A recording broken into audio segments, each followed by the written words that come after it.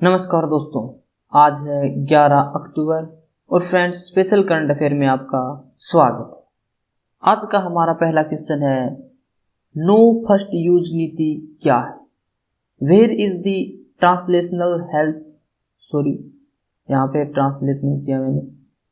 No first use policy क्या है? तो 1998 के पोखरण परीक्षण के बाद भारत द्वारा 1999 में एक परमाणु सिद्धांत जारी किया गया, जिसके तहत नो फर्स्ट यूज नीति को शामिल किया गया था। केंद्रीय विदेश सचिव ने परमाणु हथियार धारक देशों के खिलाफ नो फर्स्ट यूज अर्थात परमाणु हथियारों का पहले प्रयोग नहीं करने और गैर परमाणु हथियार धारक देशों पर परमाणु हथियारों का प्रयोग न करने के प्रति भारत की प्रतिबद्धता को दोहराया है। उन्होंने कहा है कि भारत परमाणु निशस्त्रीकरण और अप्रसार व्यवस्था को मजबूत करने के वैश्विक प्रयासों में एक महत्वपूर्ण भागीदार रहा है। केंद्रीय विदेश सचिव की बात से स्पष्ट होता है कि भारत ने अपनी नो फर्स्ट यूज नीति में कोई बदलाव नहीं किया। केंद्रीय रक्षा मंत्री ने 2019 के चुनाव के बाद भारत की परमाणु नीति में बदलाव के संकेत दिए थे। उन्होंने आने वाले दिनों में नो फर्स्ट यूज नीति के प्रति भारत के रवैये को भविष्य की परिस्थितियों पर निर्भर बताया था। निशस्त्रीकरण सम्मेलन क्या है? What is a डिसआर्मामेंट conference? तो निशस्त्रीकरण सम्मेलन संयुक्त राष्ट्र महासभा द्वारा मान्यता प्राप्त एक बहुपक्षीय निशस्त्रीकरण वार्ता मंच है। डिसआर्मामेंट conference is a multilateral disarmament negotiations forum recognized by the United Nations General Assembly। वर्तमान में यह परमाणु निशस्त्रीकरण अंतरिक्ष में हथियारों की दौड़ की रोकथाम, सामूहिक विनाश के नए प्रकार के हथियार और रेडियोलॉजिकल हथियारों के विकास को रोकने आदि के क्षेत्र में कार्य करता है। अंतर्राष्ट्रीय परमाणु हथियार पूर्ण उन्मूलन दिवस कब मनाया जाता है? When is international nuclear weapon complete abolition day celebrated? तो संयुक्त राष्ट्र महासभा द्वारा 26 सितंबर को अंतर्राष्ट्रीय परमाणु हथियार पूर्ण उन्मूलन दिवस के रूप में घोषित किया गया था। 26 September was declared as international atomic weapons complete abolition day by the United Nations General Assembly. इस घोषणा का उद्देश्य परमाणु निशस्त्रीकरण पर सहयोग और जन जागरूकता को बढ़ावा देना था। इससे पहले 2009 में यूएनजीए द्वारा 29 अगस्त को परमाणु परीक्षण विरोधी अंतर्राष्ट्रीय दिवस के रूप में घोषित किया गया था। भारतीय सांकेतिक भाषा अनुसंधान और प्रशिक्षण केंद्र किस मंत्रालय के अंदर कार्य करता है? The Indian sign language research and training centre functions within which ministry? तो भारतीय सांकेतिक भाषा अनुसंधान और प्रशिक्षण केंद्र सामाजिक न्याय एवं अधिकारिता मंत्रालय के दिव्यांगजन सशक्तिकरण विभाग का एक स्वायत्त राष्ट्रीय संस्थान है। Indian sign language research and training centre an autonomous national institute of the Department of Empowerment of Persons with Disabilities in the Ministry of Social Justice and Empowerment, जो भारतीय सांकेतिक भाषा के उपयोग को लोकप्रिय बनाने और भारतीय सांकेतिक भाषा में शिक्षण तथा अनुसंधान हेतु मानव शक्ति के विकास की दिशा में कार्य कर रहा है। सर्वप्रथम 11वीं पंचवर्षीय योजना में यह स्वीकार किया गया था कि अब तक श्रवण विकलांग लोगों की जरूरतों की उपेक्षा की गई है। इस योजना में भारतीय सांकेतिक भाषा के विकास और इसे बढ़ावा देने के लिए एक सांकेतिक भाषा अनुसंधान और प्रशिक्षण केंद्र के विकास की परिकल्पना की गई। इसके पश्चात तत्कालीन वित्त मंत्री ने 2011-12 के केंद्रीय बजट में भारतीय सांकेतिक भाषा अनुसंधान और प्रशिक्षण केंद्र के गठन की घोषणा की थी।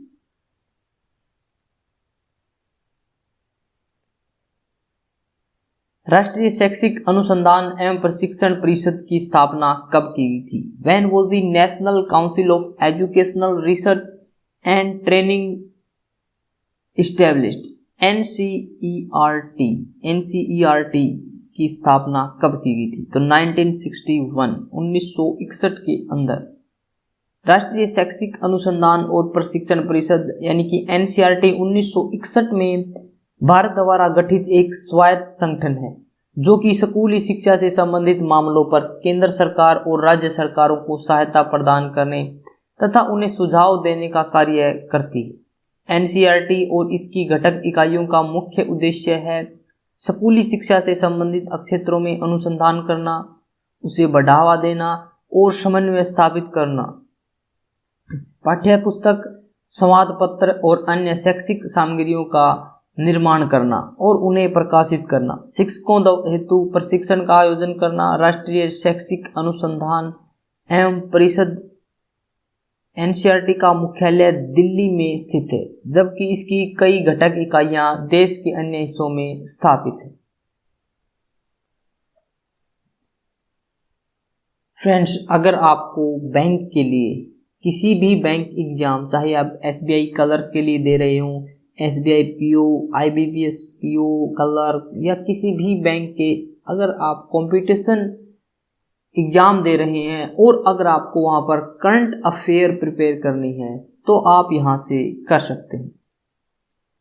राष्ट्रीय शिक्षा नीति 2020 किसकी जगह लाई गई?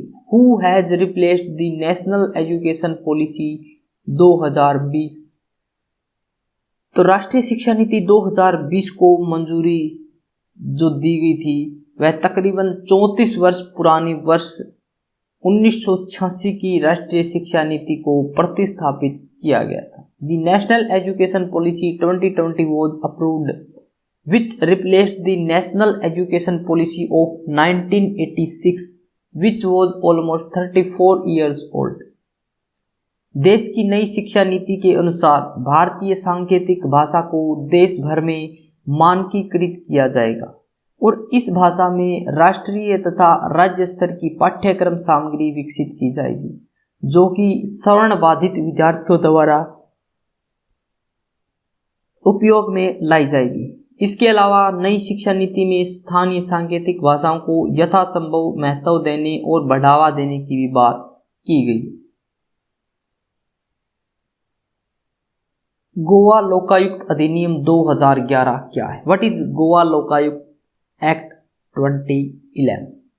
तो गोवा लोकायुक्त अधिनियम 2011 के तहत लोकायुक्त किसी सार्वजनिक पदाधिकारी के खिलाफ प्राप्त शिकायत इस अधिनियम की धारा 11 के तहत उसके आधार पर मामले का स्वयं संज्ञान लेते हुए उसके खिलाफ जांच प्रारंभ कर सकता है। Under the Goa Lokayukta Act 2011, the Lokayukta may initiate an inquiry against a public official on the basis of the complaint received or taking cognizance of the case itself। Lokpal तथा लोकायुक्त अधिनियम 2013 के लागू होने से पहले ही कई राज्यों में लोकायुक्त की नियुक्ति की जा चुकी थी। गोवा लोकायुक्त अधिनियम को 2003 में केंद्र सरकार के पास भेजा गया था और 2011 में राज्य विधानसभा से पारित किया गया। दोबारा प्रस्तुत किए जाने के बाद गोवा राज्य में लागू लोकायुक्त अधिनियम केरल और कर्नाटक के अधिनियम पर आधारित है। हालांकि इसमें लोकायुक्त की शक्तियों में कमी की गई है। लोकपाल और लोकायुक्त कब लाए गए थे? When was Lokpal and Lokayukta brought? तो सबसे पहले ये कब चर्चा में आए थे? तो प्रथम प्रशासनिक सुधार आयोग 1966 से 70 ने 2 प्राधिकारियों लोकपाल और लोकायुक्त की सिफारिश की थी।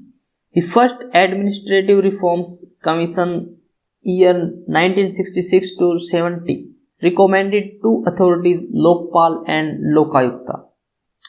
लोकपाल तथा लोकायुक्त अधिनियम 2013 ने केंद्र के लिए लोकपाल और राज्यों के लिए लोकायुक्त संस्था की व्यवस्था की थी।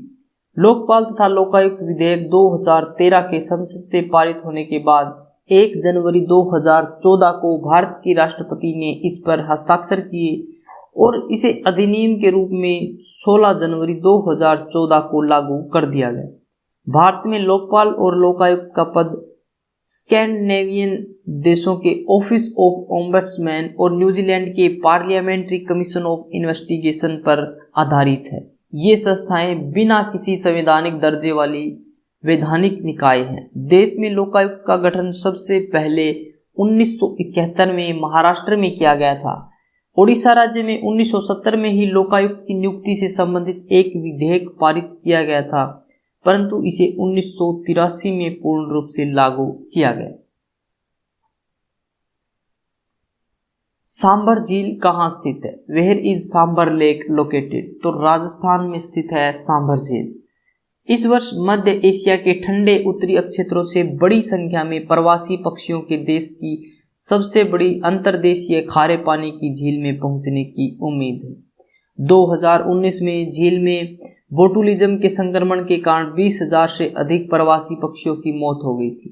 राजस्थान उच्च न्यायालय ने पक्षियों की सामूहिक मृत्यु पर संज्ञान लेते हुए नमक के प्रभाव का अध्ययन करने और झील में नमक के अवैध खनन की पहचान करने के लिए 7 सदस्यीय विशेषज्ञ समिति का गठन किया गया।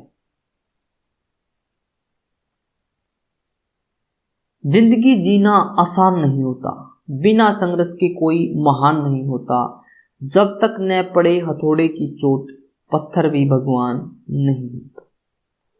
फ्रेंड्स, जिंदगी जीना इतना आसान भी नहीं है और इतना मुश्किल भी नहीं। अगर आप ऐसी जिंदगी जीना चाहते हो कि आपको कोई नहीं जाने, सिर्फ आप अपना ही कुछ करें, अपना खाने पीने तक ही सीमित रहें, तो जिंदगी जीना आसान भी है, इतना मुश्किल भी नहीं। लेकिन अगर आपको जिंदगी रियल में ही जीनी है, उसे जिंदगी जीना नहीं कह सकते हम। एक जिंदगी, काफी लोग बोलते हैं जिंदगी काट रहा हूं, तो वो जिंदगी काटना होता है। जिंदगी जीना इतना आसान नहीं है, क्योंकि बिना संघर्ष के आप कुछ बड़ा नहीं कर सकते हैं। अगर आपको कुछ बड़ा करना है अपनी जिंदगी के अंदर, तो आपको संघर्ष करना होता है, क्योंकि हम जिस भगवान को पूजते हैं उससे पहले वह एक पत्थर होता है, और जब हम उसको तराशते हैं तब हम उसे भगवान का रूप देते हैं, तभी हम उसकी पूजा करते हैं। यानी कि कह सकते हैं कि जब उसके ऊपर हथौड़े की चोट पड़ती है तभी पत्थर भगवान होता है। तो संघर्ष के बिना कोई महान नहीं हो सकता। फ्रेंड्स, अगर आपको वीडियो अच्छी लगी तो इसे लाइक करें, शेयर करें और हमारे चैनल को सब्सक्राइब करें ताकि आपको नोटिफिकेशन मिलता रहे। अगर आपको इसकी पीडीएफ चाहिए तो आप हमारे टेलीग्राम ग्रुप से डाउनलोड कर सकते हैं, जिसका लिंक हमने डिस्क्रिप्शन बॉक्स में दिया हुआ। आज के लिए इतना ही फ्रेंड्स। Thanks for watching.